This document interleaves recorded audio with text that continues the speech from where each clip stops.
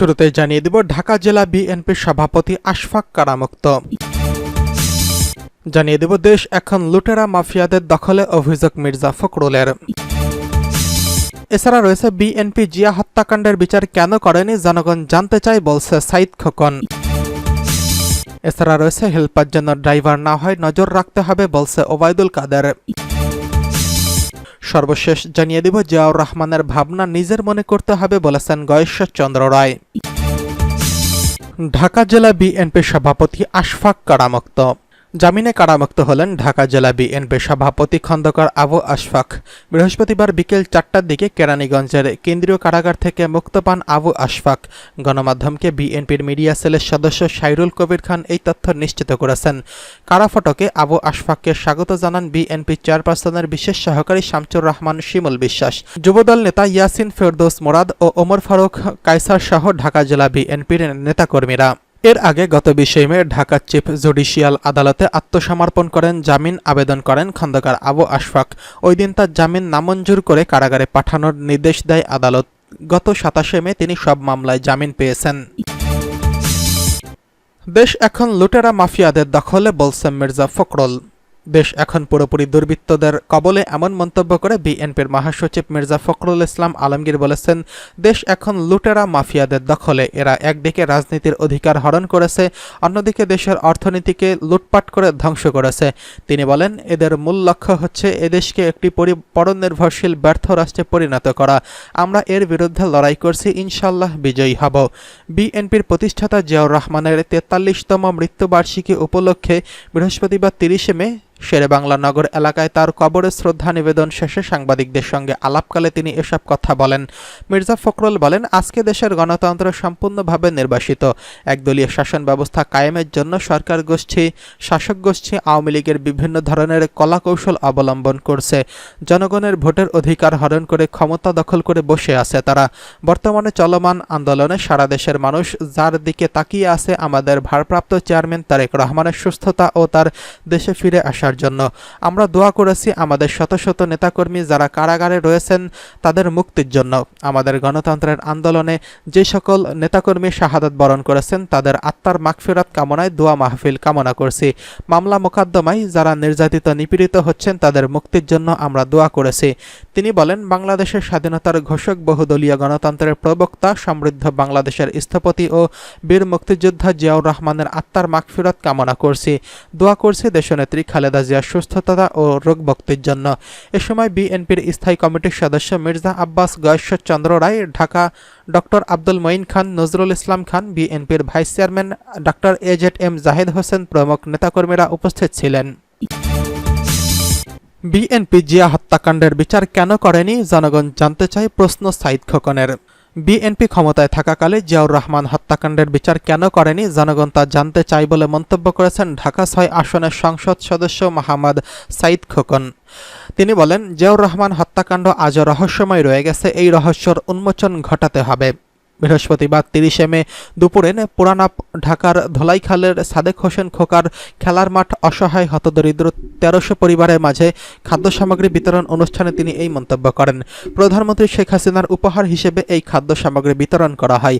সাইদ খোকন বলেন, আজ 30 মে দেশের সাবেক রাষ্ট্রপতি জিয়াউর রহমানের 43তম মৃত্যুবার্ষিকী, অর্থাৎ 43 বছর আগে জিয়াউর রহমান হত্যাকাণ্ডের ঘটনা ঘটে। কিন্তু আজ পর্যন্ত তার পরিবার কেউ জিয়া হত্যাকাণ্ডের বিচার করতে চায়নি। কোনো থানায় জিয়া পরিবারের কেউ কোনো এফআইআর করেনি। কেন তারা করেনি সেটা জনগণ জানতে চায়। তিনি বলেন, বিএনপি 3 বার ক্ষমতায় ছিল কিন্তু জিয়াউর রহমানের হত্যাকাণ্ডের বিচার কোনো উদ্যোগ নেয়নি। বিএনপির নেতাদের বুকে সাহস থাকলে সেটা জবাব দিয়ে প্রমাণ করুন আপনারাই সত্যিই জিয়াউর রহমানকে ভালোবাসেন। সাইদ খোকন বলেন, জিয়া হত্যাকাণ্ডের বিচারের নামে যা হয়েছে সেটা হলো কোর্ট মার্শাল। তখন কিছু মুক্তিযোদ্ধা অফিসারদের ফাঁসিতে ঝোলানো হয়েছে। প্রকাশ্যে আদালতে বিচার হলে বাংলাদেশের মানুষ জানতে পারত সেদিন কি হয়েছিল, কারা হত্যাকাণ্ডের সঙ্গে জড়িত ছিল, কারা এই হত্যাকাণ্ডের জন্য দায়ী বা কারা হত্যাকাণ্ডের সুবিধাভোগী। তাদের মুখোশ উন্মোচিত হতো। আজকে 43 বছর পর আমি একজন ক্ষুদ্র নাগরিক হিসেবে যারা বিএনপির দায়িত্বে নেতৃত্বে রয়েছেন তাদের কাছে জানতে চাই, চ্যালেঞ্জ ছুড়ে দিলাম, আপনারা জিয়া হত্যাকাণ্ডের রহস্য উন্মোচিত করুন। বাংলার মানুষ জানতে চায় কারা এই হত্যাকাণ্ড ঘটিয়েছে, হত্যাকাণ্ডের মাধ্যমে কে লাভবান হচ্ছে। তিনি বলেন, আমি বিশ্বাস করি এই হত্যাকাণ্ড রহস্য একদিন উন্মোচিত হবে। যারা আজকে বড় বড় কথা বলে, যারা পান থেকে চুন খসলে জিয়ার মাজারে গিয়ে শ্রদ্ধাঞ্জলি দেয়, তাদের অনেকেই এতে ফেঁসে যাবেন। কারোর দিকে আঙ্গুল না তুলে আসুন আমরা সত্যটাকে উন্মোচন করি। হেলপার যেন ড্রাইভার না হয় নজর রাখতে হবে বলছে সড়ক পরিবহন মন্ত্রী। দুর্ঘটনার পুনরাবৃত্তি রোধে সড়কে তদারকি বাড়ানোর নির্দেশ দিয়েছেন সড়ক পরিবহন সেতুমন্ত্রী ওবায়দুল কাদের। তিনি বলেন, ঈদ পরবর্তী নজরদারি কমানোর জন্য সড়কে দুর্ঘটনা বেড়ে যায়। এই দুর্ঘটনা সবচেয়ে বড় দুর্ঘটনা, তাই হেলপার যেন ড্রাইভার না হয় সেদিকে নজর দিতে হবে। হেলপার ড্রাইভার হলে দুর্ঘটনা হবেই। বৃহস্পতিবার দুপুরে আসন্ন ঈদুল আজহার সড়ক পথে সাধারণ যাত্রীদের যাতায়াত নিরাপদ ও নির্বিঘ্ন করতে করণীয় শীর্ষক বিষয়ক সভায় তিনি এসব কথা বলেন। ঈদযাত্রা যানজটমুক্ত রাখতে ঢাকা প্রবেশপথসহ বিভিন্ন পয়েন্টে বাড়তি নজরদারি ও গাড়ি সরবরাহ পর্যাপ্ত রাখার কথা জানিয়ে সড়ক পরিবহন সেতুমন্ত্রী বলেন, কুমিল্লা থেকে ঢাকায় আসা মাত্র ৩০-৪০ মিনিটে, আর ঢাকায় হানিফ ফ্লাইওভারে ১.৫-২ ঘন্টা বসে থাকতে হয়। গাড়ির চাপে স্থবির হয়ে থাকে হানিফ ফ্লাইওভার। নিচের দিকের কিছু কারণে এই সমস্যা হচ্ছে, তবে জাতীয় স্বার্থে এই সমস্যার সমাধান করতে হবে।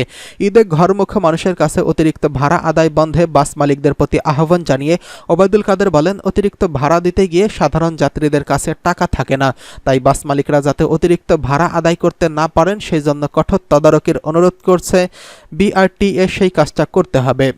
সেতুমন্ত্রী আরও বলেন, ঈদুল আজহায় সড়কে পশুবাহী গাড়ির চাপ থাকে, যা রোজার ঈদে থাকে না।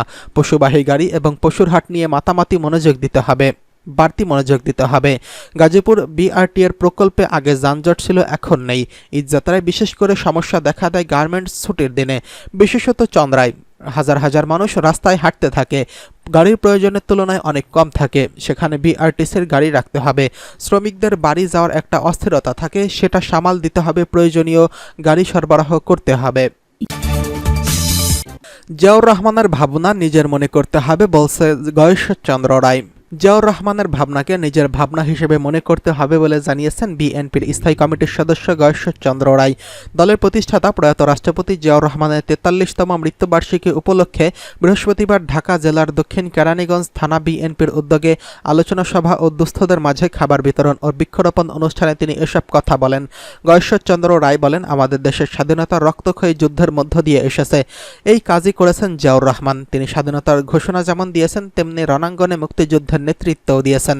১৯৮১ সালের ৩০ মে চট্টগ্রাম সার্কিট হাউসে সেনাবাহিনীর একদল সদস্যের অভ্যর্থনায় নিহত হন জিয়াউর রহমান। সেই থেকেই এই দিনটিকে শাহাদত দিবস হিসেবে পালন করে আসছে দলটি।